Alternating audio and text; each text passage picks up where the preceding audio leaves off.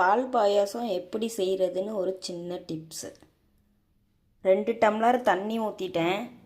ஒரு குண்டான அடுப்பில் வச்சு 2 டம்ளர் தண்ணி நல்லா கொதிச்சதுக்கப்புறம் ஜவ்வரிசி போடணும். ஜவ்வரிசி போட்டு ஜவ்வரிசி வெந்ததுக்கப்புறம் சேமியா போடணும். சேமியா போட்டு வெந்ததுக்கப்புறம் ஆச்சி பாயாசம் சின்ன பாக்கெட் ஒன்று வாங்கி அதிலே மிக்ஸ் பண்ணிட்டேன். அது நல்லா ஜவ்வரிசி சேமியாலாம் வெந்ததுக்கப்புறம் பால் ஊற்றிக்கிட்டேன். 2 டம்ளர் பால் ஊற்றிட்டேன். 2 டம்ளர் பால் ஊற்றி நல்லா கிண்டிட்டேன்.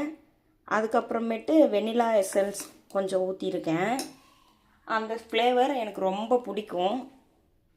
இதில் கொஞ்சம் ஊற்றிட்டேன். நல்லா கலக்கிட்டேன்.